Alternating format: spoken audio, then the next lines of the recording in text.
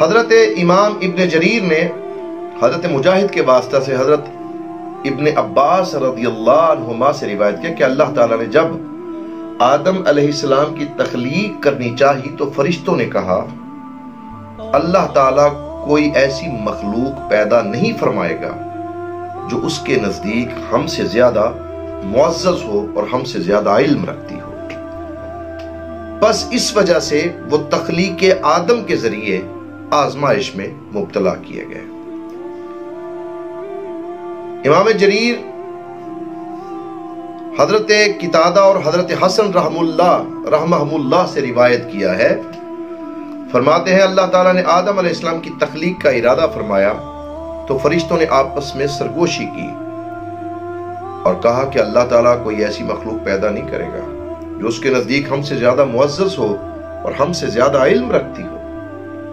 بس جب اللہ تعالیٰ نے جناب آدم علیہ السلام کی تخلیق فرمائی تو انہیں آدم علیہ السلام کے سامنے سجدہ کرنے کا حکم دیا، اور سجدہ کرانے کی وجہ ان کی آپس کی کلام تھی۔ بس اللہ تعالیٰ نے آدم علیہ السلام کو فرشتوں پر فضیلت عطا فرمائی۔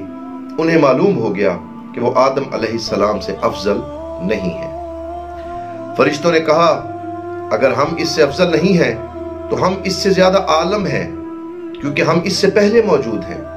بس اللہ تعالیٰ نے آدم علیہ السلام کو ہر چیز کا علم سکھا دیا، بس ہر چیز کا نام لینا شروع کر دیا۔ جناب آدم نے جب اللہ پاک نے پوچھا کہ بتاؤ فرشتوں کے سامنے انج، پھر ایک امت کو ان کے سامنے پیش کیا گیا۔ فرشتوں سے ارشاد ہوا کہ ان کے نام بتاؤ اگر تم اپنی بات میں سچے ہو۔ بس وہ توبہ کرنے لگے اور عرض کی کہ پاک ہے تیری ذات، ہمیں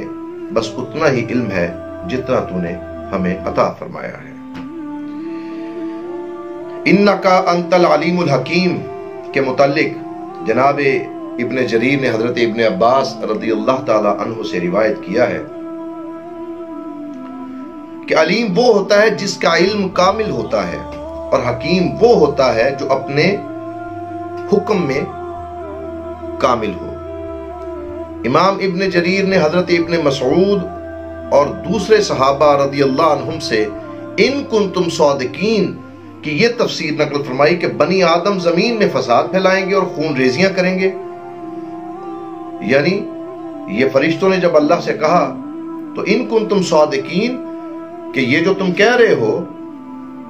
تو پھر بتاؤ ان چیزوں کے نام اگر تم سچے ہو تو، کہ تمہیں ہی سب کچھ پتا ہے۔ لیکن انہوں نے پھر جب معذوری کا اظہار کیا کہ نہیں ہم تو بس اتنا ہی جانتے ہیں جتنا تو نے ہمیں عطا فرمایا ہے۔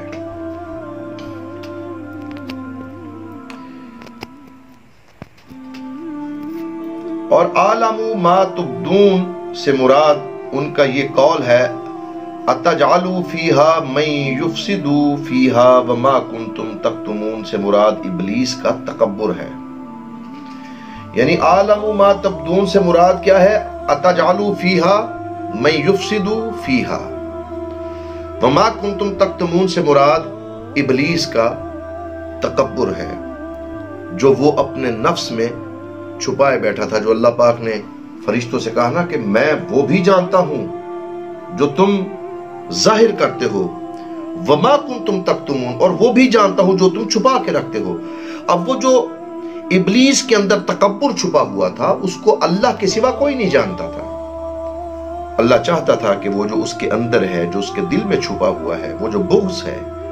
وہ جو تکبر ہے، وہ جو میں ہے، وہ جو انانیت ہے، وہ باہر نکلے، وہ جو اپنے نفس میں چھپائے ہوئے تھا۔ امام عبد بن حمید نے حضرت مجاہد رحمہ اللہ سے وَأَعْلَمُ مَا تُبْدُونَ وَمَا كُنْتُمْ تَكْتُمُونَ کی تفسیر جو نقل کی ہے کہ ابلیس نے جو سجدہ کرنے سے جو انکار اپنے دل میں چھپایا ہوا تھا،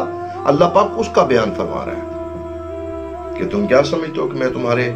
خشوع یعنی ظاہر اور خضوع یعنی باطن میں نہیں جانتا؟ میں تمہارے ظاہر کو بھی جانتا ہوں، تمہارے باطن کو بھی جانتا ہوں۔ تم جو ظاہر کر رہے ہو وہ بھی میرے سامنے ہے، اور جو تمہارے اندر پوشیدہ ہے وہ بھی میرے سامنے ہے۔ امام ابن جریر نے حضرت ابن عباس رضی اللہ عنہما سے وَأَعْلَمُ مَا تُبْدُونَ کی یہ تفسیر اس طرح سے نقل کی کہ جو تم ظاہر کرتے ہو وَمَا كُنْتُمْ تَكْتُمُونَ، یعنی میں پوشیدہ باتوں کو بھی ویسے ہی جانتا ہوں جیسے میں تمہارے ظاہر کو جانتا ہوں، جس طرح تمہاری اعلانیہ باتوں کو جانتا ہوں۔ امام ابن جریر نے حضرت قتادہ اور حضرت حسن سے روایت کیا کہ ما تبدون سے مراد اتجعلوا فیہا من یفسد فیہا، اور وما کنتم تکتمون سے مراد ان کا ایک دوسرے کو یہ کہنا کہ ہم اس سے بہتر ہیں، یعنی وہ گفتگو کہ جو فرشتوں نے آپس میں کی سرگوشی میں کہ چلے اگر آدم ہم سے بہتر ہیں، افضل ہیں، تو علم میں تو ہم سے زیادہ نہیں۔ اب اللہ پاک اس کے متعلق بھی ہر ایک کو آگاہ کر رہا ہے اللہ پاک کہ یہ مت سوچو کہ جو سرگوشی تم کر رہے ہو، جو تم دل میں چھپائے ہوئے ہو، وہ میں نہیں جانتا، بلکہ ہر اس چیز کو جانتا ہوں کہ جو تمہارا ظاہر جس طرح میرے اوپر عیاں ہے، ویسے ہی تمہارا باطن بھی میرے اوپر عیاں ہے۔ اسی طرح بہت ساری اور تفاسیر۔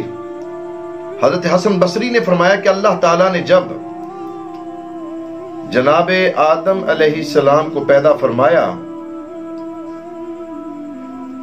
اور فرشتوں نے ایک عجیب مخلوق دیکھی تو ان کے ذہنوں میں کچھ خیال آیا، وہ ایک دوسرے سے سرگوشیاں کرنے لگے۔ بعض نے کہا تم اس مخلوق کے متعلق اتنے کیوں پریشان ہو، اللہ تعالیٰ ہم سے معزز مخلوق پیدا نہیں فرمائے گا۔ یہی بات تھی جو انہوں نے اپنے دلوں میں چھپائے ہوئے تھی، اور اسی کو اللہ پاک نے یہ ما تبدونا جو ظاہر کرتے ہو، ما تکتمون کنتم تکتمون، اور جو کچھ تم چھپاتے ہو وہ سارا کچھ کہ جو تم میرے ساتھ گفتگو کرے، جو کچھ تمہارے دلوں میں ہے، میں اس سب کو جانتا ہوں۔ وَإِذْ قُلْنَا لِلْمَلَائِكَةِ اسْجُدُوا لِآدَمَ فَسَجَدُوا إِلَّا إِبْلِيسَ أَبَى وَاسْتَكْبَرَ وَكَانَ مِنَ الْكَافِرِينَ، اور جب ہم نے حکم دیا فرشتوں کو کہ سجدہ کرو آدم کو، فَسَجَدُوا سب نے سجدہ کیا، إِلَّا إِبْلِيسَ ما سوا ابلیس کے، أَبَى وَاسْتَكْبَرَ وَكَانَ مِنَ الْكَافِرِينَ، اس نے انکار کیا، تکبر کیا، اور وہ داخل ہو گیا کفار کے ٹولے میں، انکار کرنے والوں میں وہ کافر ہو گیا۔ امام ابن ابی حاتم نے حضرت ابن عباس رضی اللہ عنہما سے اسجدوا لآدم کی تفسیر کچھ اس طرح سے نقل فرمائی کہ سجدہ آدم کے لیے تھا اور اطاعت اللہ کے لیے تھی۔ اور پھر ایک اور جگہ پر تفسیر نقل ہے کہ اللہ تعالیٰ نے فرشتوں کو سجدہ کرنے کا حکم دیا تو فرشتوں نے آدم کے سامنے سجدہ کیا، اس کرامت کی وجہ سے جس کے ساتھ اللہ رب العزت نے جناب سیدنا آدم علیہ السلام کو عزت بخشی تھی، وہی جو پہلے بیان ہو چکا ہے کہ ہر اس چیز کا نام بتا دیا کہ فرشتے جو اپنے آپ کو کہتے تھے کہ ہم سے معزز کوئی مخلوق اور ہم سے زیادہ علم والی کوئی مخلوق نہیں، تو اللہ پاک نے فرمایا کہ تم نہیں جانتے جو کچھ میں جانتا ہوں، آسمان میں چھپی ہوئی ہر چیز کو مجھ سے بہتر کون جانتا ہے جس نے ان کو تخلیق کیا ہے۔ تو سکھائے اللہ نے آدم کو وہ نام اور پیش کیے فرشتوں پر، بتا نہ سکے تو پھر کہا آدم کو کہ آپ بتاؤ، تو پھر آپ نے ہر چیز کا نام بتا دیا، ہر چیز کو اس کی اصل کی طرف منسوب کر دیا۔ یہی وہ عزت تھی جس کا تذکرہ یہاں پہ کیا گیا کہ وہ کرامت، وہ عزت کہ جو اللہ رب العزت نے جناب آدم علیہ السلام کو بخشی تھی، اسی کے سبب وہ سجدہ کروایا گیا۔ ابن عساکر نے ابو ابراہیم المزنی سے روایت کیا ہے کہ ان سے ملائکہ کا آدم کو سجدہ کرنے کے متعلق پوچھا گیا تو انہوں نے فرمایا اللہ تعالیٰ نے آدم کو فرشتوں کے سجدہ کے لیے کعبہ کی طرح بنایا تھا، یعنی اس طرح آج ہم سجدہ تو اللہ کی طرف کرتے ہیں، اللہ کو کرتے ہیں، لیکن رخ ہمارا کعبہ شریف کی طرف ہوتا ہے، قبلہ شریف کی طرف ہوتا ہے۔ یعنی اگر نیت یہ ہے کہ میں کعبے کو سجدہ کر رہا ہوں تو پھر تو کھاتا ہی ختم ہو گیا بندے کا، بندہ ہی دین متین سے باہر ہو گیا۔ رخ کعبے کی طرف ضرور ہوتا ہے انسان کا، لیکن سجدہ اللہ ہی کی ذات کو ہے، کیونکہ حکم ہے اس کا کہ میرے گھر کی طرف منہ کر کے نماز پڑھو، اور نماز کا حاصل سجدہ ہے۔ ابو الشیخ نے العظمہ میں حضرت محمد بن عباد بن جعفر المخزومی رحم اللہ سے روایت کیا کہ فرشتوں کا جناب سیدنا آدم علیہ السلام کو سجدہ کرنا اشارہ کے ساتھ تھا۔ ابن ابی حاتم اور ابو الشیخ نے الزمرہ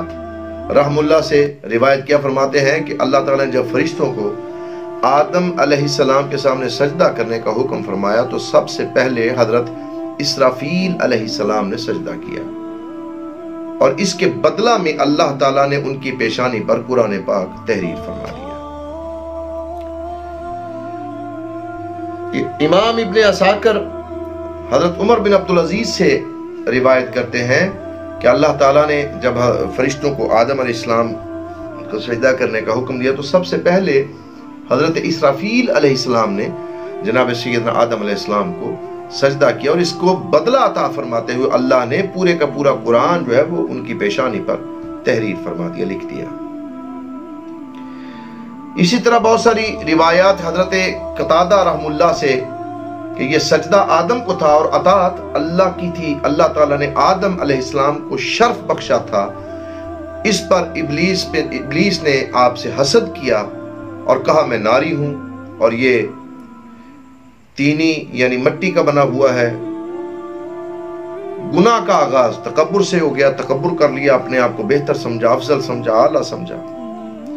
اللہ کے دشمن آدم کو سجدہ کرنے سے تکبر کیا۔ اور ابن ابی دنیا نے مقاید الشیطان میں، ابن ابی حاتم اور ابن الانباری نے کتاب الازداد میں، بہقی نے الشاب میں حضرت ابن عباس رضی اللہ عنہما سے روایت کیا ہے کہ ابلیس کا نام عزازیل تھا، اور یہ 4 پروں والے فرشتوں میں سب سے معزز ترین تھا، لیکن بعد میں ابلیس ہو گیا۔ ابلیس کو اس لیے ابلیس کہا گیا کیونکہ اللہ تعالیٰ نے اسے ہر خیر سے مایوس کر دیا، اب خیر اس کے حصے میں نہیں آ سکتی، قیامت تک کے دن کے لیے اس پر لعنت ہے،